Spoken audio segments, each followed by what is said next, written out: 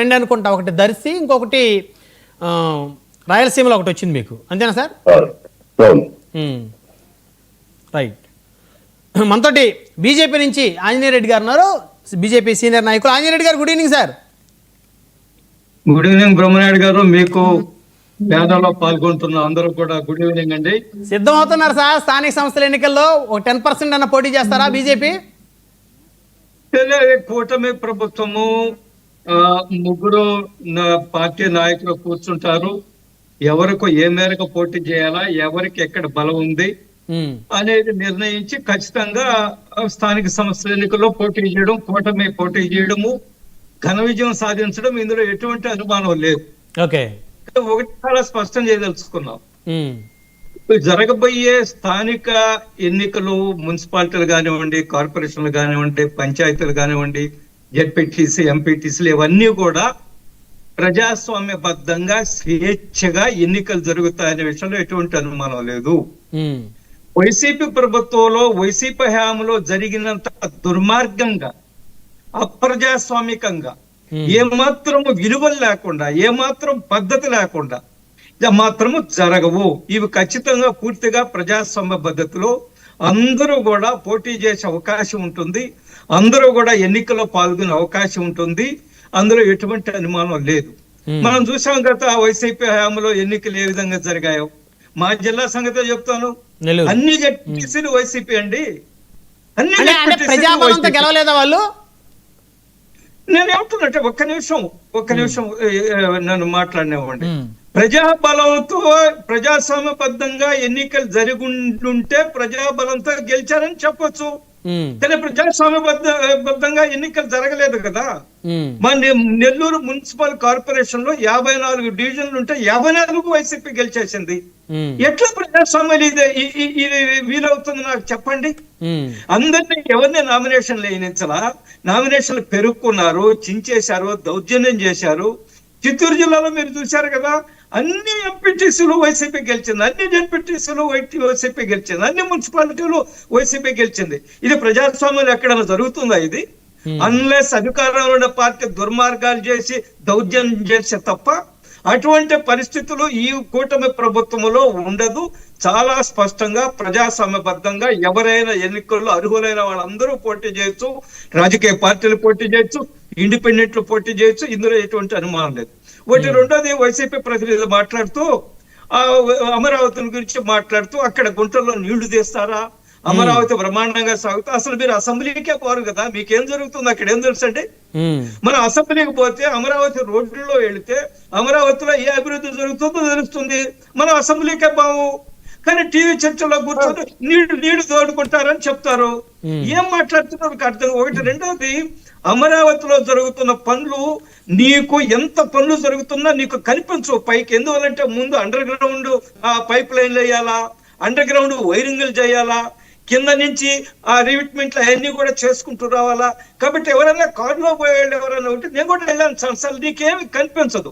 అవన్నీ పూర్తయిన తర్వాత పైన ఏమి నిర్మాణం అవుతుందో అవన్నీ కనిపిస్తాయి. ఈ రోజు రోడ్లు బ్రహ్మాండంగా జరుగుతున్నాయి, అనేక కాంట్రాక్ట్ కంపెనీలు వచ్చి దిగున్నారు, వాళ్ళు మెటీరియల్ సేకరిస్తున్నారు, వాళ్ళు ఏ విధంగా పనులు ప్రారంభించాలో ఆలోచిస్తున్నారు, కొన్ని దగ్గర పనులు ప్రారంభించారు. కాబట్టి అసెంబ్లీకే రాకుండా అమరావతిలో ఏం జరగడం లేదు అని చెప్పడం అయితే ఉందా, ఇంతకంటే అమాయకత్వం, దుర్మార్గం ఉంటుందని నేను అనుకోవడం లేదు. ఒకటి. రెండోది, ఏమంటారు వైసీపీ ప్రతినిధి, మా మీద కోపంతో మీరు ప్రజలకు అన్యాయం చేయొద్దు అంటారు. ఎవరి కోపంతో ఎవరి ప్రజలకు అన్యాయం చేశారు? టీడీపీ గవర్నమెంట్ ఆ రోజు ఈ అమరావతి తీసుకొచ్చింది కాబట్టి, ఆనాటి రాష్ట్ర ప్రభుత్వం అమరావతిని ఏర్పాటు చేశారు కాబట్టి మీరు కోపంతో అమరావతిని దుర్మార్గంగా నాశనం చేయడానికి ప్రయత్నం చేశారు. అన్నా క్యాంటీన్లు ఆనాటి ప్రభుత్వం ఏర్పాటు చేసింది కాబట్టి అన్నా క్యాంటీన్లు సాధారణ ప్రజలకు, పేద ప్రజలకు 5 రూపాయలు భోజనం దొరికే అవకాశం ఇవ్వకుండా మీరు 5 సంవత్సరాలు దుర్మార్గంగా వ్యవహరించారు. ఆ రోజు ప్రజావేదికను ఆనాటి రాష్ట్ర ప్రభుత్వం కట్టింది కాబట్టి మీరు దాని మీద కోపంతో చేశారు. నాకు అనేక ఎక్స్పీరియన్స్ ఉన్నాయండి గత 5 సంవత్సరాల వైసీపీ ప్రభుత్వం. ఈయనంత ఈ రోజు వచ్చి గొప్పగా చెప్తున్నారు, రాజకీయ పార్టీలను దృష్టిలో పెట్టుకొని పెన్షన్లు తీసేస్తున్నారు, కట్ చేస్తారు. నా దగ్గరికి 100 మంది వచ్చారు, అలా మేము వైసీపీ ఓట్లేదని, మా పెన్షన్ తీసేశారని 100 మంది మా దగ్గరికి వచ్చారు. గత ప్రభుత్వం ఇప్పుడు ఇప్పుడు ఇప్పుడు ఇప్పుడు ఆ సమస్యలు ఏమి రావట్లేదా మీ దగ్గరికి? ఇప్పుడు ఎటువంటి సమస్య లేదు. రాజకీయాలకు అతీతంగా ఒక్క ఉదాహరణ చెప్తాను మీకు, ఒక్క ఉదాహరణ చెప్తాను. ఇంట్లో ఎంతమంది ఉంటే అంతమందికి పిల్లలకి చదువుకునే డబ్బులు వేస్తామని చెప్పారు. తల్లికి వందనం. తల్లికి వందనం చెప్పారు. అంతకుముందు అమ్మఒడి, తాత బుడ్డి ఏదో పెట్టున్నది అనుకోండి. ఇప్పుడు తల్లికి వందనం, తల్లికి వందనం వచ్చేది.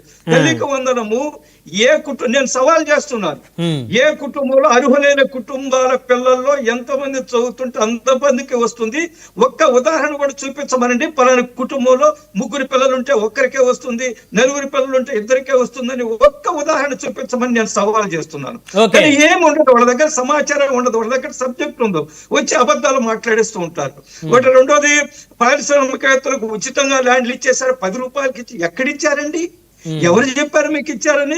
అనేక రైతులు కల్పిస్తారు. ఒక ఆంధ్రప్రదేశ్ కాదండి, భారతదేశంలో అనేక రాష్ట్రాల్లో వచ్చే పరిశ్రమలకు, పారిశ్రామికవేత్తలకి మొదటి 3 సంవత్సరాలు, 4 సంవత్సరాలు, 5 సంవత్సరాలు ఐటీ దాన్ని లేకుండా వచ్చే మినహాయింపిస్తారు.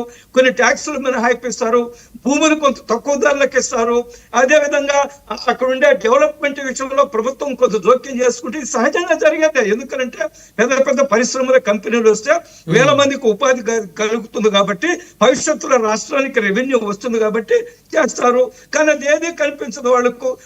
నేను ఒక ఉదాహరణ చెప్తాను. గత ప్రభుత్వంలో ఎన్ని ఆస్తులు బ్యాంకుల్లో తనఖా పెట్టి తీసుకొచ్చారు, ఎన్ని వేల కోట్ల రూపాయలు దారి మళ్లించారు, ఎన్ని వేల కోట్ల రూపాయలు అసలు ఏ కార్యక్రమం అయితే నిర్దేశించారు. ఇందాక నాకు ముందు మాట్లాడిన పెద్దలు చెప్పారు, పంచాయతీ నిధులు వచ్చిన ఆ నిధులన్నీ కూడా ఏ విధంగా దారి మళ్లించారో చూసాం. ఇంతెందుకు, అసలు లిక్కర్ యొక్క ఆదాయాన్ని చూపించి 2020 సంవత్సరాల వరకు లోన్ తెచ్చారండి బ్యాంకుల్లో. మనకి తెలిసి అదంతా కూడా లిక్కర్ ఆదాయాన్ని. కానీ ఇంకొక వైపు ఏం చెప్పారు, మేము లిక్కర్ సంపూర్ణంగా నిషేధించకుండా ఎన్నికలకు రామని చెప్పిన వాళ్ళు ఇక్కడ రాబోయే 20 సంవత్సరాల దృష్టిలో పెట్టుకొని లిక్కర్ ఆదాయాన్ని చూపించి వేల కోట్ల రూపాయలు బ్యాంకుల నుంచి అప్పులు తెచ్చారు. వాళ్ళు మాట్లాడతారా ఈ రోజు వచ్చి కూటమి ప్రభుత్వము? సరే, అంశాలు పక్కన పెడతా. అవి నేను అడుగుతాను మళ్ళీ వారిని. ఇప్పుడు ఆంజనేయుడు గారు, ఇప్పుడు స్థానిక సంస్థల ఎన్నికలు అనేది వైసీపీకి